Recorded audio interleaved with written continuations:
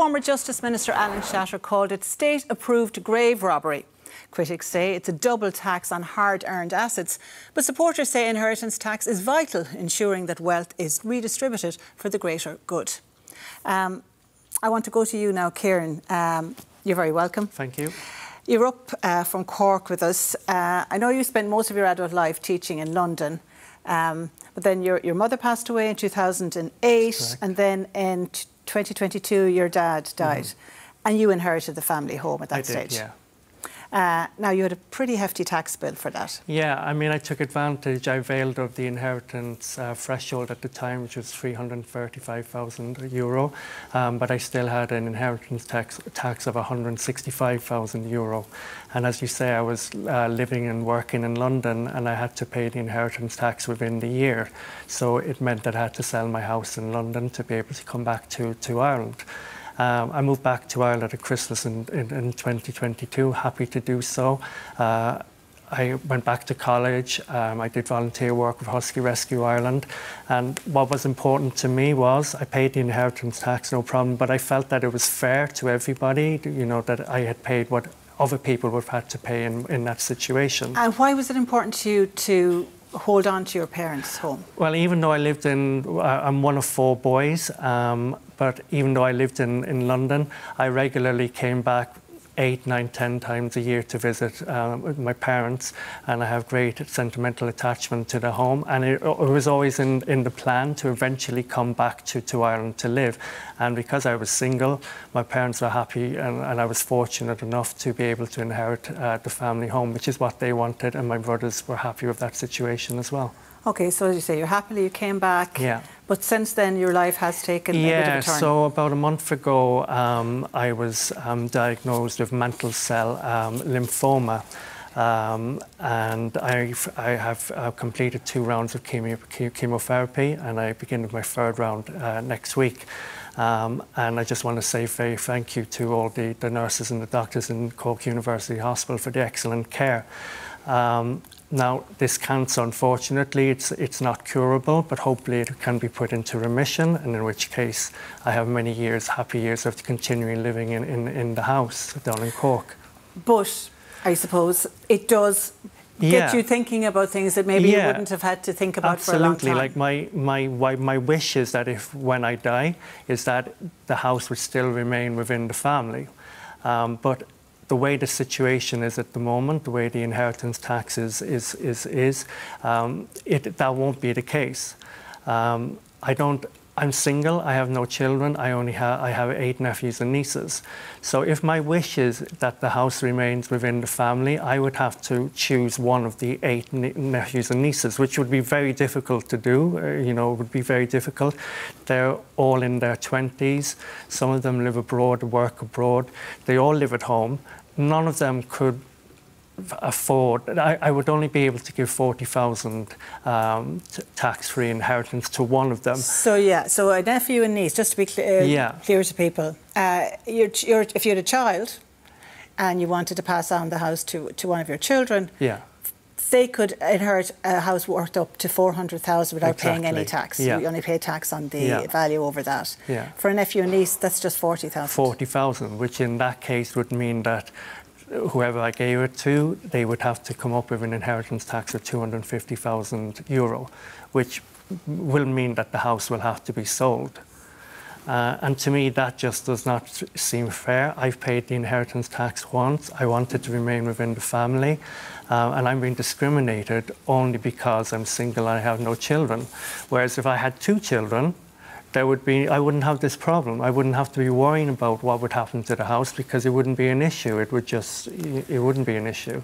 Okay, and I know you have a question you want to put directly to the Minister in a minute, but I'll just go to your brother. It's your brother James there. You're very welcome, James. Hello, hi. Now, you are in a slightly different situation because you are married. Yeah.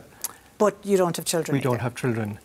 So, okay, just to explain to people again, the situation when you're married, if either you or your wife passes away, the surviving spouse inherits everything. But when that surviving spouse passes, you're in the same position. Same situation. You're just postponing the problem. I suppose, Katie, if I just cut to the chase and maybe present the viewers with some facts and figures. Simon Harris can pass assets up to 800,000 tax-free to his 2 children. Micheál Martin can pass assets up to 1.6 million to his 4 children. Michael McGrath, our European Justice Commissioner, he can pass assets up to 2.8 million to his 7 children. My wife, Sheila, and I, simply because we do not have children, we can pass assets up to 40,000 tax-free to each of our loved ones, which in our case is our nephews and nieces. Now, we do not want anything to be taken away from the Harrises, the Martins, the McGraths. We simply want fairness and equality for all those people like ourselves who are married in our case, but we do not have children. Yeah, and I know you were actually part of a campaigning group campaigning for this change. Yeah, there's a small group of us who have got together and we're, as it says, it's called End Discrimination in Inheritance Tax, because we're not being treated the same. We get, I can pass assets to 1/10 of what other adults can do who do have children. And that seems very, very unfair. Okay, and Kieran, your question for the Minister. So my question is just in my case, can the Minister explain to me how is it fair that I can just give one niece, one nephew 40,000 euro tax-free, whereas somebody else can give 400,000 if they have children, and how to explain to me why that is fair just because I'm single and have no children? It just doesn't make sense to me. Okay. Minister, why is Kieran being treated differently? Because he doesn't have children. I just think the point that you make is eminently fair. The question that you ask is, why is it fair? It isn't fair. That isn't fair. And I think, and this is something that I spoke with my constituents about during the election. It comes up again and again. I think it's come up much more often than it used to. And I think the background to it is a historical sort of dominance of the nuclear family with children and passing assets through that in that way, and that was a big part of our thinking, at the time. But the world has moved on in lots of different ways, in so many different ways. And I mean, I have one child. If I didn't have a child, I would feel the exact same way. And I think there is an important body of work to bring those thresholds closer. Can they be equalised in one go? Probably not. There's probably a body of work to bring them closer. But there's no question, like in our manifesto, for example, I'm wondering what the government policy is on it, because are you saying that ultimately... Well, I'm just saying I'd just be open to it. I mean, this is something that came up during, the Fine Gael policy in the election was to increase the thresholds across the board, and actually, proportionately, it would have brought that Category B that you're describing closer to the Category A, which is the direct children inheritance.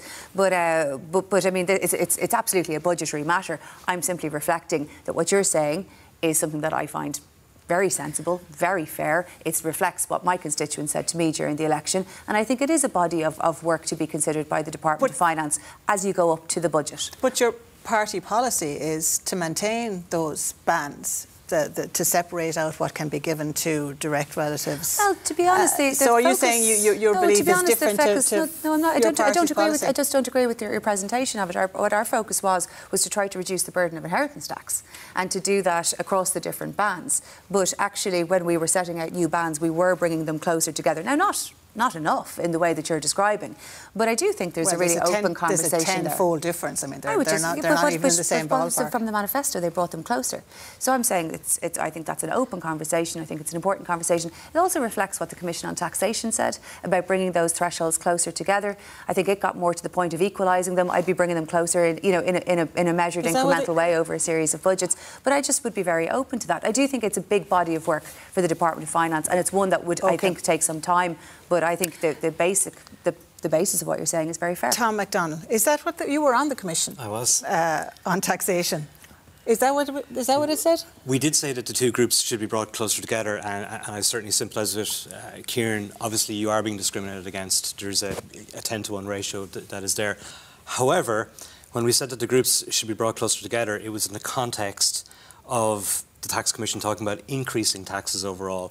And certainly inheritance tax was one of those taxes that we as a body felt there could be more money got from, and the context is that inheritance taxes are extremely light relative to taxes on labour, taxes on capital income, and indeed other types of taxation, such as on VAT or excise as well. All of those things are taxed at much more punitive rates. You're saying that we're not paying, people aren't paying enough inheritance tax? As it stands, that is indeed what the Commission said. However, that doesn't necessarily mean that the Group B threshold couldn't be increased. What we were saying is that the overall yield from inheritance tax needed to be increased, and there are other flaws within the inheritance tax system overall which dramatically drops down the yield, which would be the first port of call in terms of reform. The current rate for Group B, certainly, in my personal view, could be increased. Tom, can you just make the case for us? Because, you know, Kieran and James made an eloquent case there for their situation. But, like, why should we be getting more inheritance tax? Well, I suppose the first thing to say is, let's say you're an average earner earning 45,000. You pay, what, 6,000, 7,000 of that on income tax you'll see PSI. So you have to work for 11 years to get the 400,000 that you currently get for the Group A. So in that context, we felt that the Group A, which is Sorry, children. When you say Group A, just explain to people. Sorry. People who, it's the Group A is children. Children who inherit from their parents. So our view was that the threshold for children was already far too high. But again, it's 10 times higher than the Group B threshold. So just saying that that needed to be reduced is not the same as saying that the Group B needed to be reduced. So we said, in fact, that the two should be brought closer together, and that would be fair. What would be an appropriate level to set it at is a very, very difficult question. Certainly, the median wealth in Ireland at the moment is probably in the region of 250,000 per household. So certainly anything over that would automatically put you in the top half, not even counting what you have at the moment. But that would be a very significant increase for Group B. It would be a decrease for Group A. But the real flaw in the inheritance tax system at the moment is the sheer generosity of the release in terms of business and agricultural assets, which means you can inherit millions upon millions and pay no inheritance tax at all. Whereas your worker working 40 hours a week is paying tens of thousands a year.